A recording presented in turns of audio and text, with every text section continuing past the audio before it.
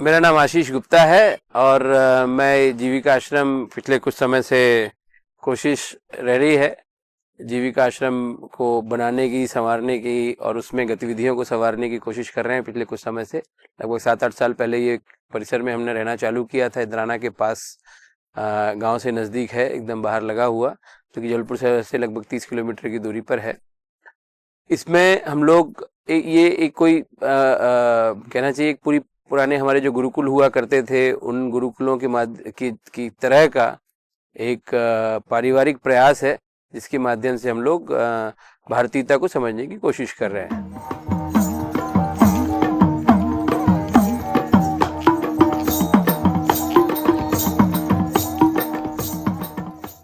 देखिए, भिक्षावृत्ति ये शब्द ही मतलब हम लोगों, कम से कम मैं जब से सबसे पहली बार इसको मैंने गुरुजी रविंद्र शर्मा जी के नाम से सुना, के मुंह से सुना था, जब उन्होंने बताया कि हमारे भिक्षावृत्ति की ये जातियां होता थी, इस तरह से काम होता था, इस तरह से समझ में आया।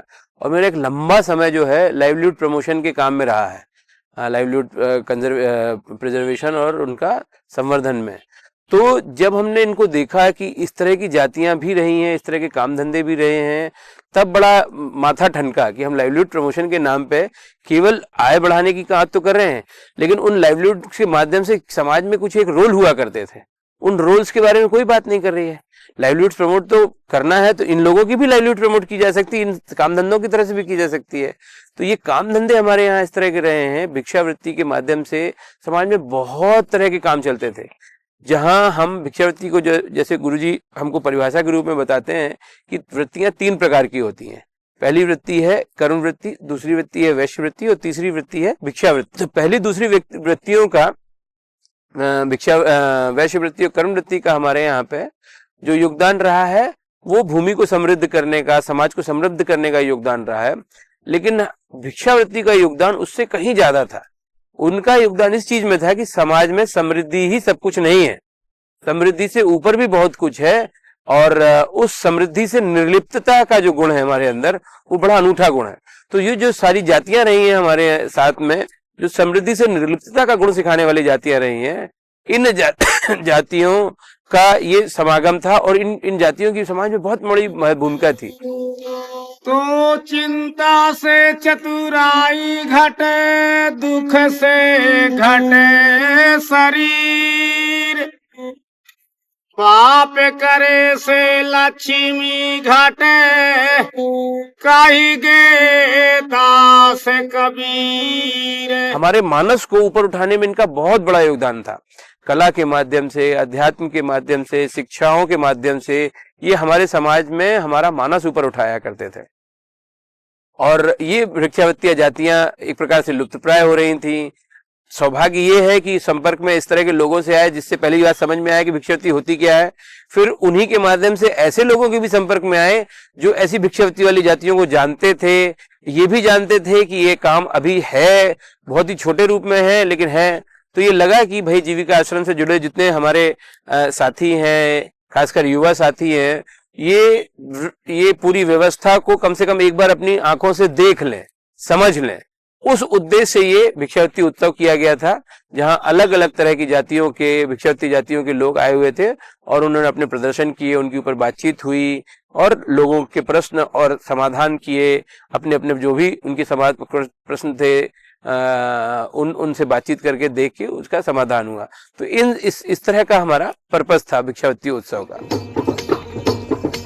देखिए, हमारे यहाँ पे समाज में लेन देन की बहुत सारी पद्धतियां रही हैं, बहुत सारी पद्धतियां रही हैं। आज हम जैसे बोल रहे हैं, केवल लेना देना जो होता है वो व्यापार के माध्यम से होता है, या फिर किसी को कुछ थोड़ा बहुत जो अपन देते हैं वो देते हैं।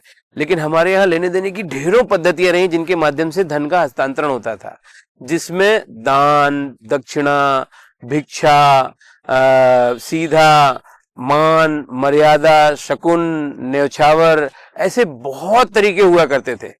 और जिसमें व्यापार तो ऑलमोस्ट नील के बराबर था। गांव में जिस तरह की हमारी व्यवस्थाएं थी, आश्रित व्यवस्था वाली जो थी, जजमानी व्यवस्था जो थी, उसमें व्यापार तो बहुत ही मिनिमल हुआ करता था।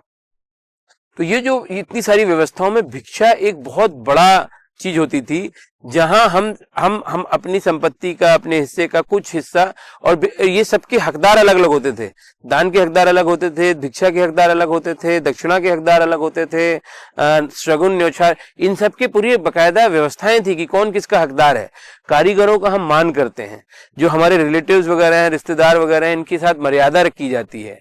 दान विद्वानों को दिया जाता है, अलग अलग विषय के, कोई पहलवानी का विद्वान है, कोई संगीत का विद्वान है, कोई लेखन का विद्वान है, तो अलग अलग विधा के विद्वानों को दान दिया जाता है।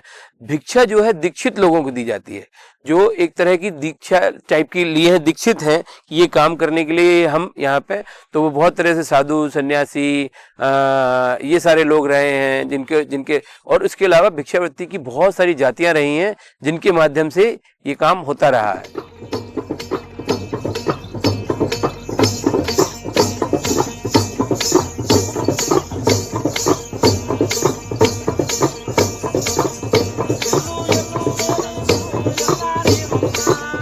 भिक्षा जो है उस दृष्टि से उन लोगों को देने, जो हमारे समाज पे आश्रित लोग रहे हैं, उनके आर्थिक संचालन के लिए, अपना अहंकार दूर करने के लिए, त्याग की भावना डेवलप करने के लिए, इन सारी चीजों के माध्यम से भिक्षावृत्ति होती थी।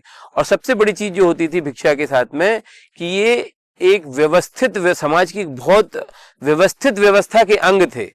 जबकि भीख और भिखमंगाई वाला जो पूरा भिखारीपना जो है, ये हमारी समाज की दुर्दशा का प्रतीक है। एक प्रकार से एक हमारी समाज की समृद्ध परंपराओं का प्रतीक है, और एक हमारी जो आज की आधुनिक व्यवस्था है, आधुनिक व्यवस्था के कारण उपजे जितने हमारे सामाजिक समस्याएं हैं, उससे उपजी समस्या है ये, जहां लोगों के रोजगार छूट रहे हैं। एक रोजगार व्यवस्थित करने के लिए थी भिक्षा जो हमारे यहाँ थी, रोजगार को व्यवस्थित, उस तरह के लोगों को व्यवस्थित करने के लिए उनकी रोजगार टाइप की व्यवस्था थी।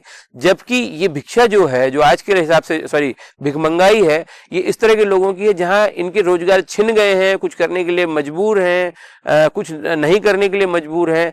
ऐसे लोग आके आपको चौराहों पे, रेलवे स्टेशनों पे, बाकी सारी जगहों पे मान रहे हैं। तो ये दो अलग अलग सभ्यताओं की बातें हैं। एक हमारी भारतीय सभ्यता की बात है, एक हमारी पाश्चात्य सभ्यता की बात है। तो उस दृष्टि से तो ये समाज का बहुत ही एक प्रकार से दयनीय प्रकरण है, जबकि भिक्षा जो हमारे समाज की बहुत समृद्ध परंपरा का प्रकरण है।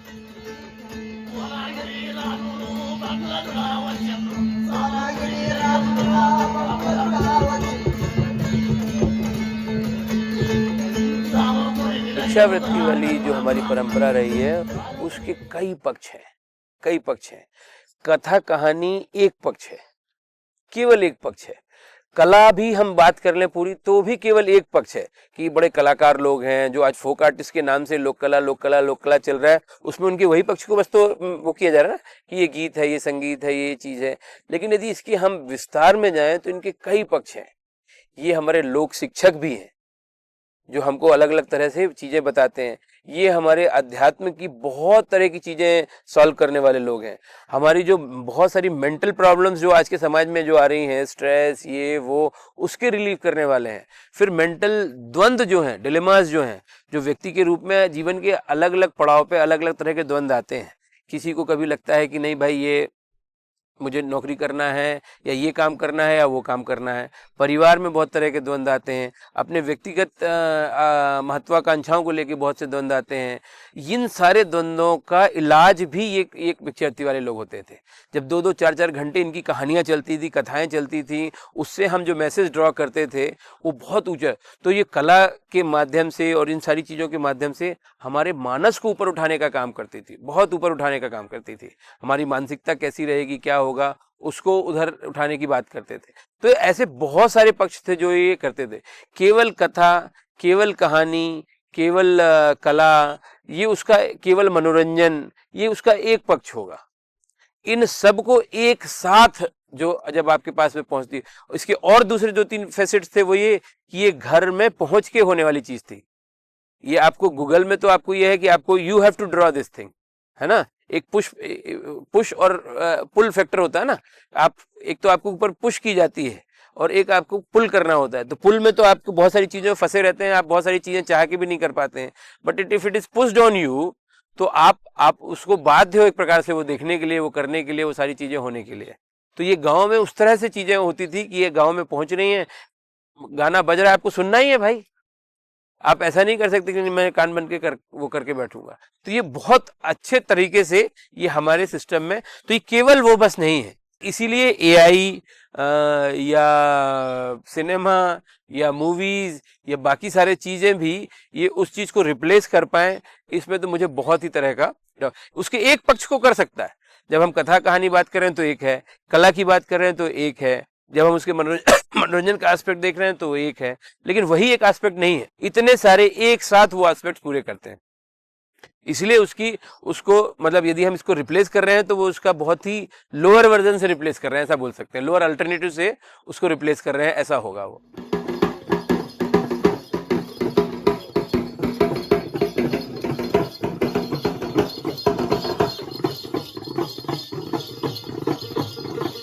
देखिए, सबसे पहली चीज किसी भी चीज को अपनाने के लिए होती है उसके बारे में जानना।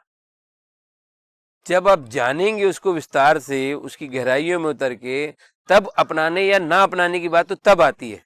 अभी तो हम बहुत बेसिक लेवल पे हैं, जहां हमको भिक्षावती शब्द ही नहीं पता था, फिर शब्द पता चल गया है तो ये पता चल रहा है कि कॉन्सेप्ट क्या है, फिर कॉन्सेप्ट पता चल रहा है तो सीइंग इज बिलीविंग वाले पे हम उसको देख रहे हैं, 4-6 लोगों को समझ रहे हैं, उससे हमारी जब देखते हैं उनके पूरे प्रारूप में तब समझ में आता है, फिर उसके समाज में विस्तार को हम देख पाते हैं तब समझ में आता है, फिर कहीं जाके ये प्रश्न उठता है।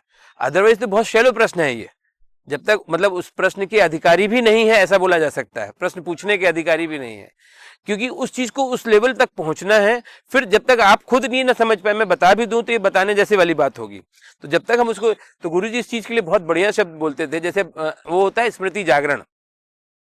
हम पहले अपनी स्मृतियों को जागृत तो करें कि है क्या, फिर उसके बाद देखा जाए कि उसको रिलेवेंस क्या है, कैसे किया जाएगा, आज के उसमें उसको युगानुकूल कैसे बनाया जाए इस युग के हिसाब से, आज के कॉन्टेक्स्ट में। वो तो बहुत बात के प्रश्न है, पहले हम इस कॉन्सेप्ट को पूरी जाने समझें, आत्मसात करें, फिर उसके ऊपर उस पर चर्चा भी हो, बातचीत हो। तो मेरे ख्याल से ये बहुत इनिशियल लेवल पे है, अभी मुझे नहीं लगता कि हमको उस चीज पे जाना भी चाहिए, हम उस चीज को समझ पाते हैं। इवन दर्शकों की को ये जो देखने की बात आप बोल रहे हैं, जो सुनेंगे इसको, मैं तो यही कहूंगा कि पहले समझें तो पहले उस कॉन्सेप्ट को कि व्हाट इज दैट कॉन्सेप्ट। और समझे का मतलब ये केवल थ्योरेटिकल समझने की बात नहीं है, हम उसमें घुसे, देखें, समझें, जाने और फिर ये प्रश्न उठाएं, तो मेरे ख्याल से ज्यादा रिलेवेंट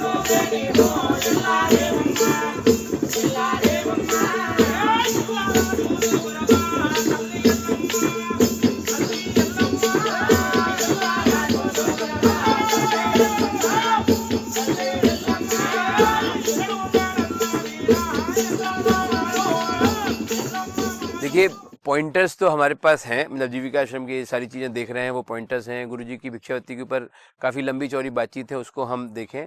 और उन पॉइंटर्स, जैसे अब यहाँ पे भी जो जबलपुर के भी जो लोग हैं जो आज ये काम कर रहे हैं, इसमें दुलदुल घोड़ी वाले आए थे, देखा ना आप लोगों ने, दुलदुल घोड़ी वाले थे, शेर नाच वाले थे, फिर उसके बाद वसुदेवा और ये सारे लोग आए हुए थे, सपेरे हैं। तो ये हमारे आसपास हैं, ये हमको एक्सप्लोर करना पड़ेगा। ये ऐसा नहीं है कि कहीं से आपको देखें जाके ये करें। और जब जितने भी हमको ये लोकल हमको लग रहा है कि जो भी चीजें लोक कला की हैं, मैं दावे के साथ कह सकता हूं कि या तो वो जो उन जातियों के नृत्य वगैरह संगीत हैं वैसे हैं, या ये भिक्षावृत्ति की ही है, या तो समाज की इकट्ठी जातियों के हैं, जैसे अलग अलग डांस, इस डांस इसका है, इस डांस उसका है। आज जिसको हम फोक कल्चर जो बात कर रहे हैं, जितना भी लोक कला से जितनी सारी चीजें हैं, चाहे लोक नृत्य हो, लोक गीत हो, लोक संगीत हो, इनके पीछे में आप जाके देखेंगे तो ये जिस तरह से हमारे यहाँ पष्पित पुलपित रहा है, ये पूरा का पूरा जो है वो कहीं ना कहीं ये भिक्षावती जातियों से जाके आपको मिलेगा। तो जहां, जैसे मैं शेर डांस की बात करूं, तो मैं तो उनको जब बुला के लेके आया था तो जबलपुर में मैंने देखे थे कुछ लोगों को करते हुए, अलग अलग जुलूसों में कर रहे हैं, अलग अलग जगह जाके कर रहे हैं, जुलूस वगैरह निकलते हैं ना, तो मुझे ये कल्पना ही नहीं थी कि ये इनका पुश्तैनी काम होगा। और तो मैं उनको ये था कि यार चलो कुछ कला के हिसाब से उनको कुछ तो देखने मिलेगा, लोग जो आ रहे हैं बाहर से पता नहीं कितने आ पाएंगे, नहीं आ पाएंगे, कैसे होगा, तो इनको बोला हुआ था।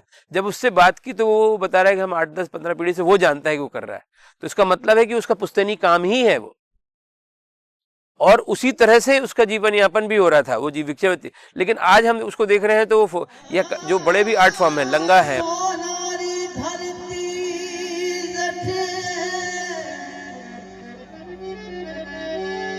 चांदी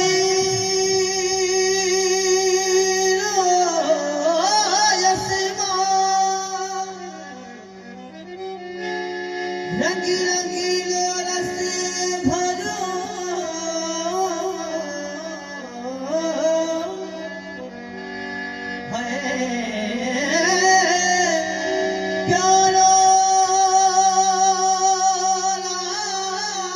मंगड़ियार है, आज नेशनल इंटरनेशनल लेवल पे इनकी कला है। ये हमको लग रहा है कि कलाकार हैं, बहुत बढ़िया चीज़ें, बहुत अच्छा सिंगिंग करते हैं, अच्छी वो है, लेकिन इनकी परंपराओं पे थोड़ा सा भी आप जाके देखते हैं 2 पीढ़ी 3 पीढ़ी का, तो आपको पता चलेंगे ये तो भिक्षावृत्ति वाली जातियों के लोग हैं। पंडवानी बहुत नेशनल लेवल पे, इंटरनेशनल लेवल पे छा गई है। तीजन बाई जिनको पद्म भूषण से मिला हुआ था, तो वो उसके बाद लेकिन उसकी थोड़ा सा आप जाके देखेंगे एक पीढ़ी पहले, तो वो भी उसी तरह से काम होता था, गांव-गांव में जाके बात करके सुनाना, ये सारा चीज करना।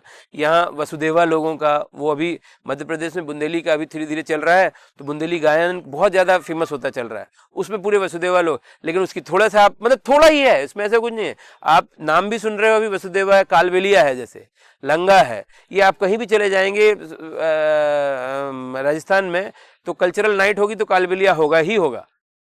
लेकिन अब हम उसको किस तरह से देख रहे हैं, कला का एक फॉर्म है, लेकिन कला का एक फॉर्म है। कालबेलिया मतलब ये सपेरों का डांस है, सपेरे जाति के लोग हैं और उसकी उपजाति जो है वो कालबेलिया है। तो ऐसे ये एक्सप्लोरेशन उस तरह से होगा, चीजों के पॉइंटर्स आपको मिल रहे हैं, देखना पड़ेगा। और देखिए ये इस तरह की चीजें हैं कि ये रेडीमेड अवेलेबल वैसी चीज अभी स्थिति में नहीं है इस कॉन्टेक्स्ट में। ये भिक्षावृत्ति वाले लोगों से भी आप पूछोगे ना कि आप भिक्षावृत्ति करते हो या आप भिक्षावृत्ति वाली जाति के हो, तो वो भी कहेंगे हमको भी नहीं मालूम क्या बोल रहे हो आप। समझ पा रहे हैं बात को? तो उनकी स्मृतियों से भी चला गया है, ये उनको याद दिलाने की चीज है उनको भी। तो ये उस फेज में, शुरुआती फेज में तो ये एक्सप्लोरेटरी लोग जो समझना चाहते हैं, इस विषय में ज्यादा इंटरेस्ट रखना चाहते हैं, देखते हैं, उनको ही इसमें घुसना पड़ेगा, उनसे ही ये पता चल पाएगा कि ये चीज है। और फिर उसके बाद धीरे धीरे जब पॉपुलर होगा तो फिर धीरे बाकी लोगों को उनके माध्यम से चीजें अवेलेबल होंगी।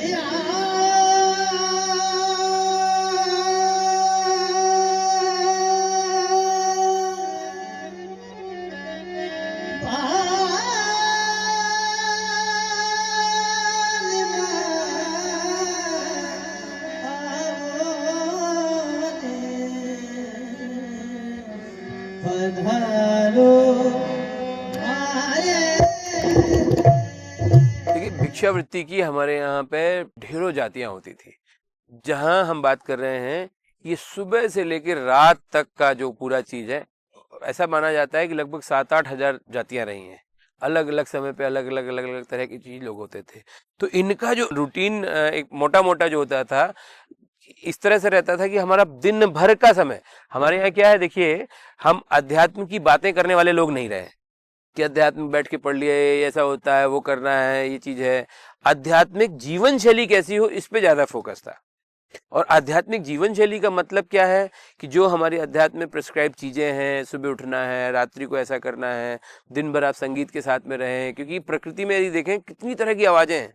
जब आप ये सोचिए जब समाज प्रकृति पे ही ज्यादा आश्रित रहा होगा, तो ये अभी आजकल के शोर शराबे मिल रहे हैं, मोटरसाइकिल की आवाज, ट्रैक्टर की आवाज, अभी एक तो यहाँ वो कौन से गाड़ी निकल के गई तो पूरा अंदर तक कांप जाते हो आप। ये समाज जब ये सब चीज नहीं रहे, और ये कब है, ये 100 साल पहले तक ही नहीं थे ना। गाँव में देख लें तो ये अभी बहुत सारे अंदरूनी गाँव में अभी भी बहुत सारी चीजें नहीं मिलेंगी आपको। तो ये सारी आवाजें जब नहीं थी तो हम प्रकृति के साथ रहते थे, और प्रकृति में पूरी अलग अलग तरह की आवाजें सुंदर से, तो ये पूरा हमारे लोग जब प्रकृति पे आधारित होकर रहते थे तो उस पूरी कलात्मकता को भी उन्होंने अपनी पूरी जीवन शैली में अडॉप्ट किया हुआ था। तो इस तरह से भिक्षावृत्ति की जातियां थी जो हमारे पूरी जीवन शैली को आध्यात्मिक बनाए रखती थी, कलात्मक बनाए रहती थी। सुबह 3-4 बजे से लेके ये वसुदेवा हमारे यहाँ आते थे।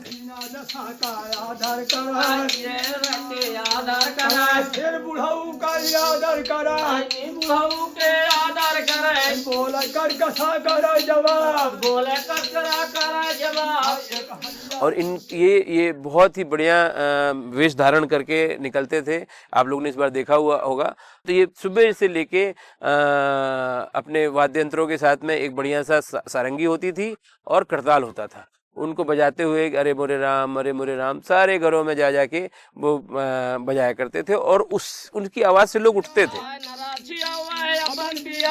हमारे घरे धरी माँ, एक घर मोरे धरी माँ, हमारे घरे बुढ़ाऊनु बाप, मोर घर में हमारे बुढ़ाऊनु बाप, उनकर सेवा करब बना, उनकर सेवा करब बना, खेल कूद घर लौटे जाए, उनकर सेवा करब बना।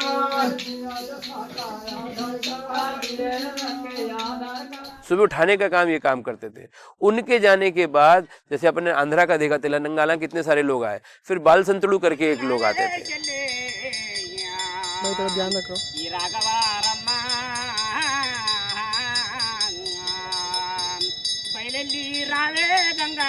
वो बढ़िया घंटा और शंख, आप लोगों ने देखा होगा, पूरा घंटा और शंख लेके बढ़िया चलते थे, सब जगह जाते गाते आते भी रहते थे और सब लोगों को उनको जगाने का काम जो एक बार जगने के बाद फिर सोता है ना आदमी, तो ये उससे लोगों के लिए सेकंड लोगों की चीज होता था। फिर उसके बाद लोग होते थे, आपने जंगम लोगों को देखा इसमें।